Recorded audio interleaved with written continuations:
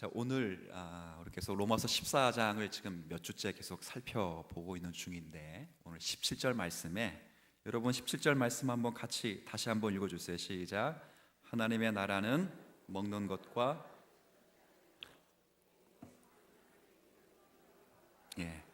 여기 앞부분에 하나님의 나라는 먹는 것과 마시는 것이 아니다 이렇게 되어 있습니다. 이 말은 하나님이 통치하신 나라는 먹는 것, 마시는 문제가 중요한 곳이 아니라, 우리 앞부분 이 먹는 것, 마시는 것 때문에 로마 교회가 큰 싸움이 있었다는 것을 여러분이 기억하실 거예요. 그런 것 갖고 싸워서는 안 된다. 하나님의 나라는 그런 것을 가지고 먹어도 되느냐, 먹으면 안 되느냐라는 시시비비를 가리는 곳도 아니고, 먹을 수 있다고 해서 자신의 자유를 남용하는 것이 중요한 곳이 아니다. 이 하나님의 나라의 가장 중요한 특징은, 자, 그 다음 뭐라고 되어 있죠? 오직. 중요한 건 오직이에요. 오직. 그 다음 성령 안에서, 그 다음 오늘 설교를 듣고 설교 내용을 다 이해 못하더라도 이건 꼭 기억하셔야 돼. 오직, 그 다음 성령 안에서, 그 다음 의와 평강과 희락. 다시 시작. 오직. 제가 몇 토막 냈어요 지금? 물론 오직, 성령 안에서, 의와 평강과 희락. 몇 토막이에요 그러면? 세 토막 냈죠. 세 토막. 그렇죠? 토막을 제가 잘못 냈나요? 맞죠? 의와 평화가 희랑 묶어야지. 왜 토막을 내? 그걸 누가 토막 냈어요 지금? 제가 냈어요 지금? 전 안 냈잖아요. 여러분도 내겠다 그거예요 집에 가서? 더 먹기 좋게? 그래요. 전 새 토막을 냈어요. 여하튼 하나님의 나라는 그런 것이 중요한 것이 아니라, 하나님의 나라는 오직 성령 안에서 베풀어 주신 의와 평강과 희락이 넘치는 곳이어야 된다. 그러니까 이것을 여러분들이 내 마음에 하나님의 나라가 있느냐, 우리 구역에 하나님의 나라의 통치 원리가 있느냐, 좀 크게 말하면 우리 주님 사랑 교회에 하나님의 통치 원리가 있느냐를 무엇으로 확인할 수 있다고요? 시작할 때, 구역 예배 시작할 때 기도하고 시작하고, 끝날 때 뭐하고 끝내요 또? 그러면 하나님의 나라가 임한다, 이게 아니에요. 아시겠어요? 전교인 체육대회 하잖아요. 좀 있어 10월 7일 날. 그죠? 권사님 얼마나 걱정됐으면 기도까지 하셨겠어요. 그죠? 준비하는 입장에서 굉장히 걱정되니까 기도까지 하신 거예요. 근데 기도할 때 예배 드리고 시작했어. 끝나고 기도하고 제가 축도하고 끝났어. 그러면 성령, 그게 하나님의 나라가 임한 거예요? 아니라니까요. 그런 게 아니라니까요. 기도를 하고 안 하고가 중요한 문제가 아니에요.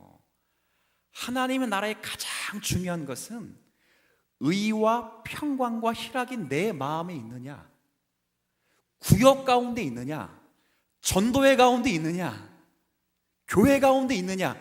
그것이 있으면 하나님 나라가 지금 그곳에 구현되는 거예요. 임하여 구현되는 것이고, 그것이 없이 성령 충만은 이야기하고, 기도는 통성으로 기도하고, 설교는 주구장창 잘할지라도 그게 없으면 하나님 나라가 임한 것이 아니에요. 근데 앞에 중간 보세요. 중간. 의와 평강과 희락은 어디 안에서 온다고요? 누가 주신다는 거예요? 성령 하나님. 그러니까 하나님이 성령 안에서 그리스도로 말미암아 우리에게 주시는 것이다. 그래서 앞에 하나님만이 주실 수 있다 그래서 앞에 부사가 아까 조금 전에 뭘 붙였어요 제가? 첫 번째 토막, 오직이에요. 오직. 어떤 한 개인에 의해서도 아니고, 어떤 이념과 사상과 사조도 아니고, 오직 하나님께서만 주실 수 있는, 그것도 성령 안에서 선물로 주신 의로움, 선물로 주신, 그 다음 하셔야죠 여러분, 선물로 주신 평강, 선물로 주신 희락이에요.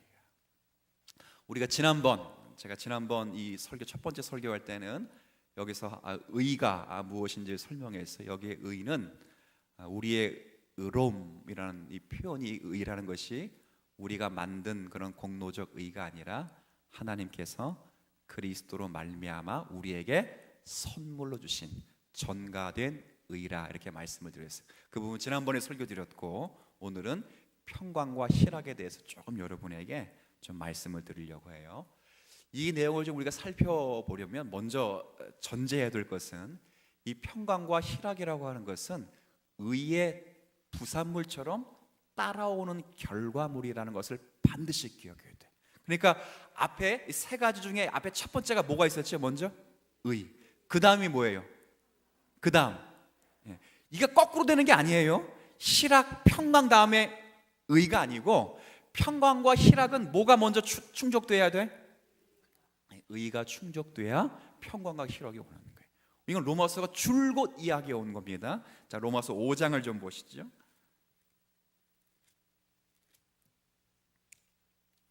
자, 로마서 5장입니다. 자, 5장 1절 일단 먼저 같이 한번 읽어보죠. 시작.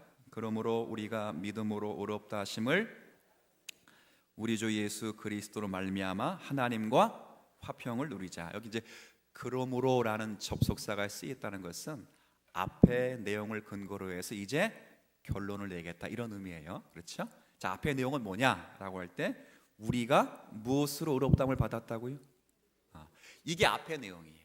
3장 4장의 내용은 뭐냐면 우리가 의롭다함을 받았다. 이게 3장 4장의 내용이에요. 근데 무엇으로 의롭다함을 받았다고요? 이 뭐의 반대말입니까? 믿음으로란 말, 로마서에서 믿음으로란 말은 뭐의 반대말이냐면 행함으로의 반대말이에요. 그러니까 여러분이 행함으로 내가 해서 내가 노력해서 내가 열심을 내서 하나님 앞에 의롭다함을 받은 것이 아니라 예수 그리스도를 모함으로. 그러니까 믿음으로라는 말 아까 조금 전에 뭐의 반대말이에요? 그렇기 때문에 믿음의 행함이 아니에요. 여기서 말하는 믿음이라는 말은 그래서 에베소 2장의 말씀처럼 하나님의 선물이라는 뜻이에요. 그러니까 우리는 하나님의 은혜로 말미암아 예수 그리스도로 말미암아 여기부터 의롭다 하심을 받았어요. 의가 나왔어요. 의롭다 하심을 받았으니. 그 다음 여러분 읽어주세요. 시작. 예수 그리스도로 말미암아 자, 의롭다 하심을 받았으니 이로 말미암아 하나님과 뭘 누리자고요? 요 화평이 지금 우리가 하나님 나라의 두 번째 특징인 평강과 똑같은 말이에요. 둘 다 영어로는 피스라고 번역됐어요. 히브리어도 헬라어도 똑같아요. 근데 하나는 우리가 여기서 읽을 때는 화평으로 읽고 로마서 14장에서는 평강으로 읽었어요. 똑같은 거예요. 그러니까 의의 결과예요. 하나님과 우리가 화평을 누렸다라고 하는 것은 우리를 의롭다 하신 결과였기 때문에 어떻게 의롭게 하셨는가? 자, 한번 볼까요? 3장 25절 한번 보세요. 자, 읽은 내용이니까 제가 잠깐 읽어드릴게요. 로마서 3장 25절입니다. 우리가 하나님과 화평을 누렸는데 이것을 우리가 어떻게 누리게 되었는가 할 때 3장 25절 한번 같이 읽어주세요. 시작. 이 예수를 하나님이 그의 피로써 믿음으로 말미암는 화목 제물로 세우셨으니 이는 하나님께서 길이 참으시는 중에 전의 죄를 간구하심으로 자기의 하나님의 의로우심을 어떻게 나타내는가? 이 말은 우리에게 어떻게 의로움을 선물해 주셨는가? 우리가 어떻게 의롭게 되었는가? 자, 이 말이에요. 그런데 잘 보면 누가 하셨다고요? 여기 주어를 잘 보세요. 3장 25절의 주어를 이 예수를 누가? 주어는 누구예요? 하나님이 하셨어요. 예수를 무엇으로 삼아서? 그렇죠. 화목 제물로 삼아서 예수를 우리와 하나님 사이에 화목 제물로 삼으셔서 예수 그리스도로 말미암아 하나님 앞에 죄 용서함 받도록 우리에게 은혜를 베풀어 주셔서 하나님과 우리의 사이에 놓였던 모든 가로막혔던 장애물들이 예수 그리스도로 말미암아 다 제거되어서 하나님과 우리는 이제 소통하고 교통하게 되었다. 그렇게 얘기하는 거예요. 이게 어떻게 이루어졌냐면 4장 25절 똑같은 표현인데 한번 다시 제가 읽어드릴게요. 4장 25절입니다. 자, 4장 25절도 한번 같이 읽어보세요. 시작. 예수는 우리가 범죄한 것 때문에 내주 믿고 또한 우리를 의롭다 하시기 위하여 자, 그분이 죽으심으로 인하여 우리가 함께 우리 죄에 대해 죽게 되고 그분이 다시 사심으로 인하여 우리가 다시 살아나게 되었다. 그래서 그 예수로 말미암아 우리가 하나님과 뭘 누리게 됐다고? 이제 화평, 평강을 누리게 되었다. 결국 누가 하셨다는 거예요? 하나님이 그리스도 예수로 말미암아 우리에게 선물로 주셨으니 5장 1절 그러므로 이야기에 나오는 거예요. 그러므로 우리가 믿음으로 의롭다 하심을 받았으니 우리 주 예수 그리스도로 말미암아 하나님과 뭘 누리자고요?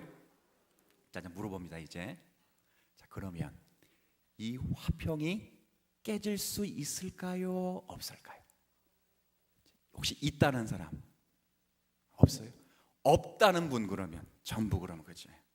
이 화평은 제가 왜 이렇게 길게 성경 구절을 설명하냐면 이 화평은 결코 깨질 수가 없다. 왜? 누가 이루신 것이기 때문에. 하나님. 잘 보세요. 하나님과 우리와 화평의 사이가 아닐 때는 무슨 사이였다는 거예요? 원수죠. 원수. 그렇죠? 원수, 여러분 원수지간은 이게 사이가 좋아요, 안 좋아요? 서로 막 헐뜯잖아요. 그렇죠? 서로 헐뜯. 우리 교회 가운데 그런 사이는 없지요. 근데 원수를 만나면 서로 헐뜯 서로. 그렇죠? 우리도 하나님의 뜻을 제대로 이해하지 못해서 순종하지 못함으로 하나님을 모독하고 하나님도 우리가 불순종함으로 하나님의 진노를 우리에게 퍼붓기 때문에 마치 우리는 하나님과 원수지간이 됐어요. 그렇죠?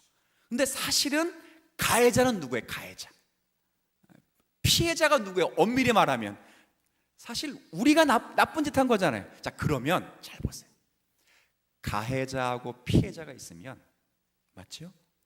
누가 먼저 용서를 쳐야 되죠? 누가 먼저 해결해야 돼요? 제가 옛날에 이렇게 이제 차를 운전하고 가다가 남의 차를 박았어요. 전도사 시절 때. 그때는 이제 이게 좀 이렇게 운전을 못하진 않았는데 희한하게 남의 차를 박았어. 근데 이제 그 차에 이 차가 딱 보니까 별로 안 찌그러졌어요. 그래서 가야 되나 말아야 되나 이거 이제 그런데 전화번호가. 그래서 제가 어떻게 해결했을 것 같아? 일단 누가 피해자니, 누가 가해자니까? 제가 가해자니까 제가 전화를 해서 이렇게 해서 제가 좀 차를 좀 망가뜨렸는데 좀 보상을 좀 해야 될 것 같습니다. 이렇게 했어요. 근데 물론 그분이 나와서 보시더니 별로 찌그러지지 않아서 그냥 보냈어요. 진짜 괜찮죠. 근데 보세요, 똑같아요. 가해자하고 피해자가 있으면 누가 먼저 나서서 문제를 해결해야 되죠? 가해자. 근데 오늘 본문을 잘 보면 가해자가 해결한 것이 아니라 누가? 하나님이 먼저.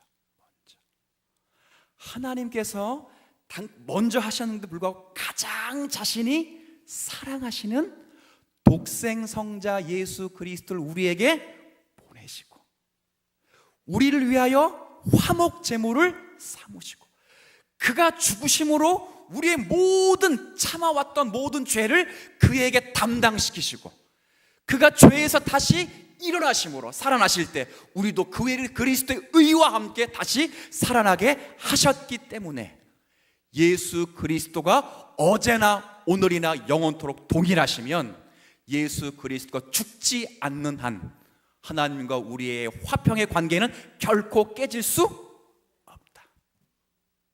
믿으십니까? 그러므로 즐거워하라. 하나님의 나라의 중요한 특징이에요. 만약에 여러분들이 열심을 다해서 여러분이 정말 최선을 다해서 하나님 앞에 구원을 획득한 것이라면 하나님의 사랑을 받아낸 것이라면 불안해요. 제가 이렇게 성도들 보니까 가끔 그런 사이 저희 교단에 괜찮은 목사님이 계시는데 목회를 그만두고 이게 치매에 걸렸어요. 치매. 근데 너무 안타까운 것은 하나님에 대한 인식이 별로 없어요. 그러니까 너무 안타까워요. 그러니까 제가 그런 생각을 해요. 나도 나중에 치매 걸려가지고 이제 혹시나 하나님, 예수님 누구지? 그러면 어떨까? 굉장히 두렵더라고요. 제가 그때 질문을 생각했어요. 과연 하나님과 저분에게 맺으신 그 약속은 깨질 수 있을까 없을까? 없어요. 없다. 그가 하나님 앞에서 때를 쓰고 혹 부지 중에 치매라고 하는 병적 증세 때문에 하나님을 부인하는 격이 있을지라도 그것이 온전한 인격과 지성에서 나온 고백이 아니었기 때문에 하나님이 그런 경건하고 경솔하고 그런 부정스러운 말을 할지라도 하나님이 예수 그리스도를 보내어 저를 구원하여 그를 당신의 자녀 삼으신 이상 그를 결코 포기할 수 없어요. 그러니 그분은 마음껏 우리가 할 일은 하나님으로 말미암아 하나님과 뭘 누리자고요? 화평을 누리자. 이게 신앙인들이 누려야 할 자세예요. 내가 옛날에 열심히 기도했지. 종교적인 체험, 경험 좋아요. 근데 힘없으면 다 옛날에 다 그래요. 여러분들이 날마다 은혜를 누려둘 것은 성령 안에서 우리에게 허락하신 하나님의 의로우심, 하나님이 그리스도로 말미암아 우리에게 은총을 베푸신 성령의 풍성한 은혜들을 깨달아야 돼요. 성령의 역사는 다른 게 어제 한 자매가 제가 이제 잠깐 밖에서 이렇게 좀 한 바퀴 이렇게 돌고 새벽 예배 준비 마치고 돌고 들어오는데 문자가 왔어요. 문자가 왔는데 그 자매가 이렇게 문자가 왔어요. 목사님, 책을 읽다가 고맙습니다 성령님이라는 책을 읽었대요. 근데 책을 읽는데 그 책의 내용이 자신이 목사님께 배운 내용과 관계돼서 너무 안 맞는다는 것을 알고 이 캡처를 해서 제게 보냈어요. 그래서 저는 그 책을 알아요. 그리고 그분이 누군지도 알고 송기철 장로라는 분이신데 이분이 신사도 운동을 하시면서 그 책이 아마 우리나라 베스트셀러가 된 걸로 알아요. 제가 설명을 했어요. 거기 무슨 내용이 나왔냐면 자신의 책을 읽거나 자신의 집회 동영상을 보면 성령께서 역사하셔가지고 병을 낫게 하는 역사가 일어난다는 거예요. 그게 이제 그 책의 주된 내용의 간증의 주된 내용. 제가 설명을 했어요. 그 자매에게 길을 걸으면서 계속 손으로 치는 게 좀 불편하지만 썼어요. 성령님의 주된 사역은 그런 역사. 그러니까 성령께서 역사하시면 치료와 치유의 사역은 분명히 일어난다. 그러나 그런 치료와 치유가 성령을 기계적이고 반복적인 조작의 방법으로 끌어들일 수는 결코 없다는 거예요. 성령은 자의적이고 기뻐하십니다. 성령이 가장 우리에게 하시는 딱 두 가지입니다. 성령이 하신 일을 꼭 기억하시되 왜 성령 안에서 의와 평강과 희락이 나면 성령이 하시는 역할은 딱 두 가지예요. 뭐냐면 그리스도의 은혜를 여러분에게 적용시키시는 일이고 하나님의 말씀을 판명하게 깨닫도록 역사하시는 영이에요. 누가 말씀하셨지요? 예수님이 말씀하셨어요. 예수님. 물론 성령께서 하나님께서 역사하시는 영이시기 때문에 우리에게 은혜를 주실 수 있어요. 은사도 주실 수 있고 여러분에게 치유의 능력도 주실 수 있어요. 근데 그걸 기계적으로 반복적으로 하는 영은 아니에요. 하나님이 성령을 보내서 우리가 하시는 영은 딱 정말 간절한 주된 사역인 거예요. 여러분이 그리스도의 은혜를 날마다 깨닫고 그 십자가와 부활의 은혜를 붙잡고 정말 하나님의 의와 그리스도의 평강과 화평과 그리스도의 기쁨을 가지고 이 땅에 어떤 고난과 어려움이 올지라도 믿음으로 승리케 하도록 역사하는 영이 성령이고 그걸 깨닫지 못할 때 하나님의 말씀을 밝히 깨닫게 하세요. 밝히. 여러분 그런 체험 많이 하세요? 성경 읽다가 설교 듣다가 성경 묵상하다가 책 읽다가 이 말씀이 그런 뜻이었구나. 그때 자유함이 있죠. 기쁨이 있죠. 큰 기쁨. 누가 역사하시는 거예요? 성령이 역사하시는 거예요. 그 역사를 해요. 이 기쁨을 놓치면 안 돼요. 예수님께서 이런 말씀하셨어요. 평안을 너희에게 끼치노니 곧 나의 평안을 너희에게 주노라. 내가 너희에게 주는 것은 세상이 주는 것 같지 아니하니라. 너희는 마음에 근심하지 말고 두려워하지도 말라. 왜? 보혜사 성령을 너희에게 보내실 것인데 이 성령이 그와 같은 일을 할 것이기에 어느 자리에 있든 어떤 환경에 있든 어떤 고난 속에 있든 어떤 환경에 처해 있든 간에 그 성령께서 그리스도의 은혜와 은총을 여러분에게 강력하게 베풀어 주시는 거예요. 여러분이 할 일은 다른 일이 아니에요. 여러분들은 그 그리스도 예수를 깊이 묵상하는 거예요. 히브리서 쭉 읽어보세요. 히브리서에 여러 중요한 구절들이 있는데 저는 볼 때 그 중에 참 중요한 구절을 이걸로 뽑아요. 예수 그리스도를 깊이 생각하라. 이게 히브리서의 굉장히 중요한 주제예요. 구약에 수없이 많은 율법의 제사들을 드려왔던 유대인들, 그러나 정작 복음서에서 기록했듯이 그 예수 그리스도를 모두가 다 십자가에 죽게 놔둔 그 유대인들을 향하여 깊이, 저는 바울이 쓴 편지라고 믿고 있거든요. 바울이 그 편지를 쓰면서 그들에게 한 말, 너희들이 예수 그리스도를 깊이 묵상하고 생각하라. 그 예수 그리스도 안에 참 자유가 있고 그 예수 그리스도 안에 참 기쁨과 참 평강과 희락이 있다. 이렇게 말씀하는 거예요. 오늘 저와 여러분들이 이 기쁨이 여러분 가운데 넘쳐 주시기를 저는 간절히 부탁을 드려요. 시편의 고백처럼 이런 말이 있어요. 하나님은 나의 피난처이시요 힘이시니 환난 중에 만날 큰 도움이시라. 그러므로 땅이 변하든지 산이 흔들려 바다 가운데에 빠지든지 바닷물이 솟아나고 뛰어놀지 그것이 넘침으로 산이 흔들리지라도 우리는 두려워하지 아니하리로다. 이런 말씀이 있어요. 무슨 말입니까? 천지가 요동하고 산이 흔들려요. 산이 흔들려서 그 산이 바다 가운데 깊이 빠집니다. 우주적인 지각 변동과 같은 내외적인 일들이 우리 가운데 주변에 많을지라도 그들의 영혼에 깊이 뿌리 박힌 깊고 고요한 그 평강은 절대 빼앗아 갈 수 없다는 거예요. 왜? 아까 새 토막 다시 시작.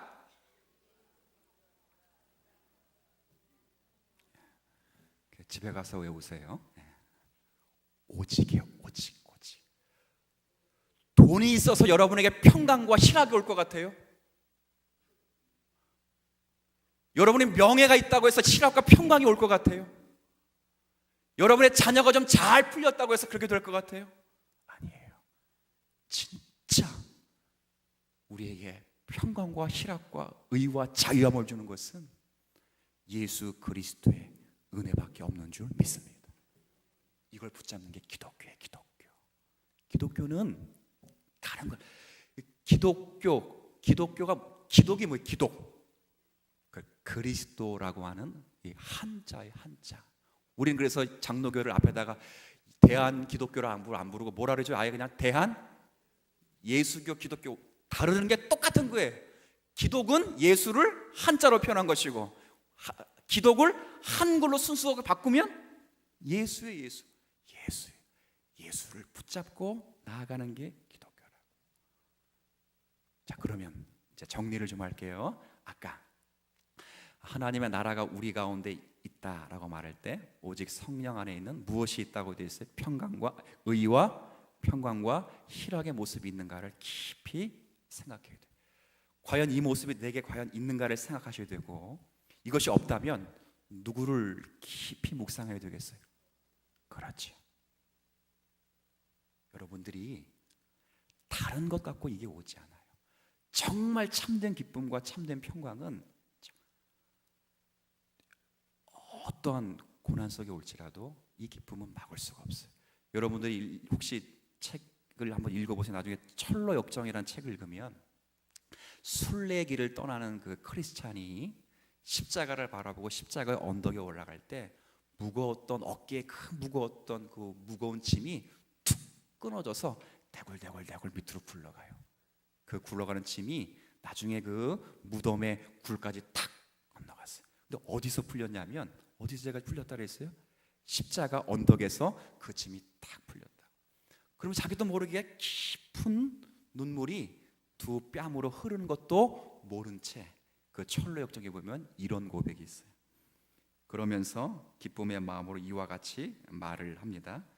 주께서 괴로움을 당함으로 내게 평안을 주셨고, 주께서 목숨을 버리셨으므로 내게 영생을 주셨느니라. 그러니까 모든 이 크리스찬의 진짜 기쁨을 발견한 것이 그의 가족에서도 아니고 그의 친구에서도 아니고 그의 재물과 명예에서가 아니라 진짜 참 기쁨, 모든 무거웠던 짐들이 뭘 발견하면서 떨어졌냐면 하나님이 그리스도 예수 안에서 감추어 놓으신 놀라운 구원을 발견할 때 바뀐 거예요. 떨어진 거라고. 이것이 우리가 누려야 될 하나님 안에 있는 기쁨이 되어야 된다는 것을 기억하시고, 우리 주님 사랑교회 모든 성도들이 우리 이 일에 힘을 다하심을, 그냥 교회 오셔가지고 하루 오셔서 예배드리고 성도 만나고 그냥 밥 한 끼 먹고 이것으로 끝나지 마시고, 정말 날마다 하나님의 말씀 앞에 깊이 들어가서 그 말씀을 인격적으로 만나고, 그 만난 말씀이 여러분의 지정의를 주관하시는 중에 정말 에너지와 같은 기쁨이 넘쳐서 하나님의 사람으로 온전히 살아가기를 희망하는 저와 여러분 되시기를 주의 이름으로 부탁을 드리겠습니다.